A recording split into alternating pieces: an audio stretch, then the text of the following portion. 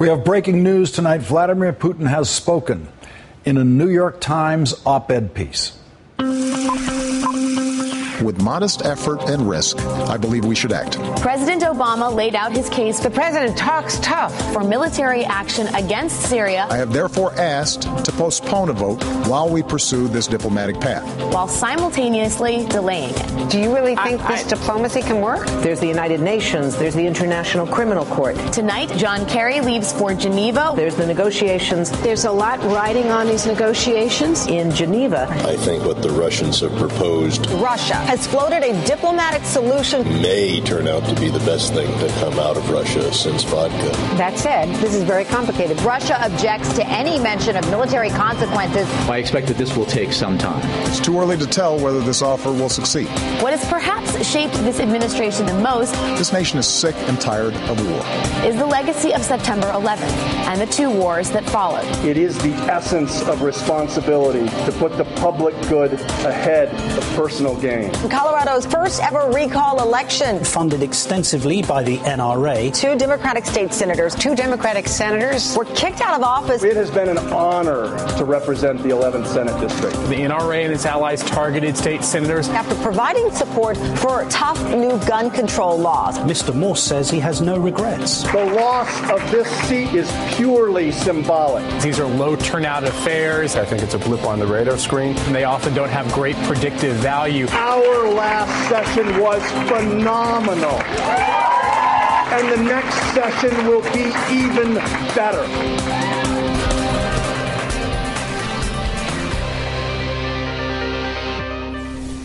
In an op-ed piece for the New York Times released on its website tonight, Vladimir Putin makes this case against military strikes in Syria. The potential strike by the United States against Syria, despite strong opposition from many countries and major political and religious leaders, including the Pope, will result in more innocent victims and escalation, potentially spreading the conflict far beyond Syria's borders. A strike would increase violence and unleash a new wave of terrorism. It could undermine multilateral efforts to resolve the Iranian nuclear problem and the Israeli-Palestinian conflict and further destabilize the Middle East and North Africa. Vladimir Putin characterizes the conflict in Syria this way. Syria is not witnessing a battle for democracy, but an armed conflict between government and opposition in a multi-religious country. There are few champions of democracy in Syria, but there are more than enough Qaeda fighters and extremists of all stripes battling the government. The United States State Department has designated al-Nusra Front and the Islamic State of Iraq and the Levant fighting with the opposition as terrorist organizations. Vladimir Putin said this about the use of chemical weapons in Syria. No one doubts that poison gas was used in Syria, but there is every reason to believe it was used not by the Syrian army, but by opposition forces to provoke intervention by their powerful foreign patrons who would be siding with the fundamentalists. In the final paragraph of his New York Times op-ed piece, Vladimir Putin wrote this: "My working and personal relationship with President Obama is marked by growing trust. I appreciate this. I carefully studied his address to the nation on Tuesday, and I would rather disagree with the case he made on American exceptionalism, stating that the United States policy is what makes America different. It's what makes us exceptional. It is extremely dangerous to encourage people to see themselves as exceptional, whatever the motivation." Joining me now, MSNBC's Krystal Ball, Steve Clemons, Washington editor-at-large for The Atlantic, and Gary Samore, a former White House coordinator for arms control and weapons of mass destruction under President Obama. Gary Samore, your reaction to Vladimir Putin's op-ed piece? Well, I think the op-ed piece is consistent with Russia's main objective, which is to discourage the United States from intervening directly in the Syrian conflict. And obviously the Russians recognize that the American public is very skeptical, as well as Congress, and opposed to U.S. military force in Syria. And so Vladimir Putin is trying to strengthen that skepticism and opposition. Steve Clemons, Putin mentions something that you first raised on this program earlier in the week, which is the potential dangers to Russia in the situation in Syria. He says mercenaries from Arab countries fighting there and hundreds of militants from Western countries and even Russia are an issue of our deep concern. Might they not return to our countries with experience acquired in Syria? He says this threatens us all. Steve, what's your reaction? Well, I think that he's right, and I think, as you and I discussed previously, Russia faces a lot of challenges if those chemical weapons were to fall into the hands of non-state actors, with which they're wrestling as well. I find this to be a remarkable op-ed and an important one. I had the opportunity to just quickly chat with a number of folks in the White House tonight who are still digesting this, somewhat in shock. But I think that part of the reaction is this really puts Vladimir Putin on the line. This is Vladimir Putin strutting his stuff. Last week, one of the most reviled men in the world. This week, one of the great heroes in the eyes of many for saving and stopping a potential conflict. And the more he trumpets this, the more he says that he's defending international law, international norms, the more he's on the line for actually delivering success in getting those chemical weapons out of Syria's hands. And so I think that while many people may deride this peace in the long run, it's a really important opportunity to see Vladimir Putin put himself in a track he can't get off of, and I think in the end that may be very good for us. Krystal Ball, he opens the piece talking about how we've had our problems during the Cold War, but he remembers the good old days where we, as he puts it, defeated the Nazis together. Right. This could be the reunion of the old team.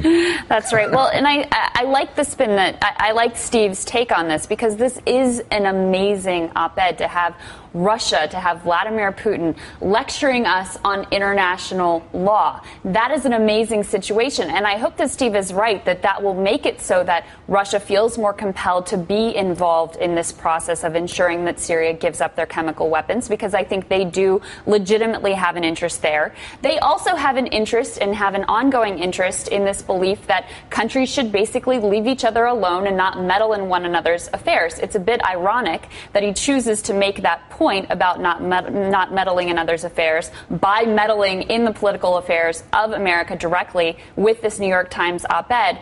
It's very clearly written for a liberal audience, and I think most of it is well written. The piece at the end that you cited about American exceptionalism, I think, is going to rankle a lot of folks. Maybe that's an argument that people from this country can make, but it does not feel good to have the president of Russia saying, "You are not exceptional, America." Gary Samore, if you were still working in the administration, would you advise the president to write an op-ed piece of similar length for publication in a Moscow newspaper to see if it could get published without any editorial interference by Putin? I don't think affecting Russian public opinion is really the most important objective here.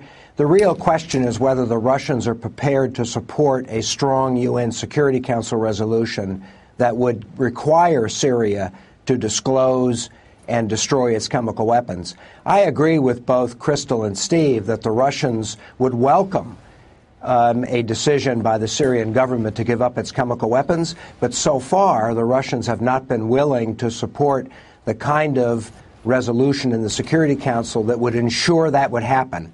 And I think, unfortunately, at the end of the day, it's very likely that this Russian proposal to disarm Syria will prove to be ineffective. Steve Clemons, Putin just presumes as fact, I mean, there's no disputing it, that Syrian government does indeed have a substantial stock of chemical weapons.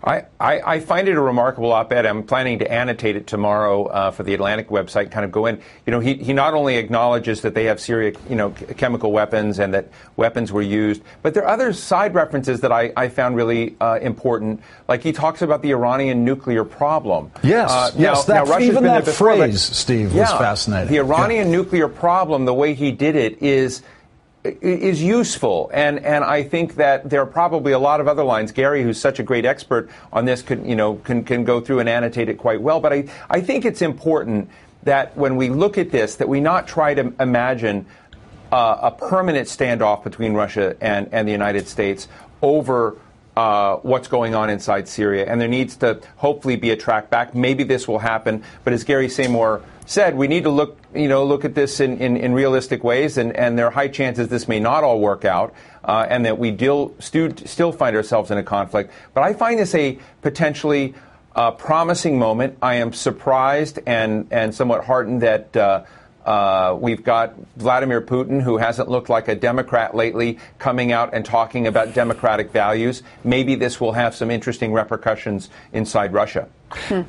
Crystal ball, there will be no doubt a flurry of commentary about this tomorrow on all political sides in the United States. But it seems like one of those moments where the administration and John Kerry tomorrow in Geneva may want to just pick the most positive elements of this op-ed piece and concentrate on those. I think that's probably the right approach to take, although I have to say in some ways this puts Democrats in an awkward position because they may be put in the position of feeling like they either support the president or support Vladimir Putin, who is essentially making all of the arguments that liberal Democrats who did not support a limited strike have been making in this country. He's making a lot of Rand Paul arguments in there, too. He is making a lot of Rand Paul arguments, and it also puts Republicans in a difficult place. I mean, going back to the fact that he says America's not exceptional, I'm paraphrasing, that's not exactly what he says, but that's a cornerstone of Republican belief of how our foreign policy should be conducted and their view of America and its role in the world. Gary Samore, there's a piece in here, a sentence in here, when he talks about the poison gas being used in Syria and suggesting, as at this stage, I suspect he must, that it was not the Syrian army, that it was probably the opposition forces. But he doesn't say that with any kind of definitive strength. The final line in that paragraph about the poison gas, he says, reports that militants are preparing another attack, this time against Israel, cannot be ignored. What do you think he's talking about there? I don't know what the Russians really believe, but clearly the use of poison gas was conducted by the Syrian government, and the Russians, in fact, have worked with the United States in the past to discourage Assad from using chemical weapons. Whether the Russians genuinely believe that the opposition used chemical weapons as a provocation, I just don't know, but it obviously isn't true. I mean, in this case, there's no question that it was used by the Syrian government. Steve, I think you can tell by the language in the piece that Vladimir Putin does not believe that the opposition actually used those chemical weapons. Oh, I think that is probably true. I think that he's positioning himself for the negotiation.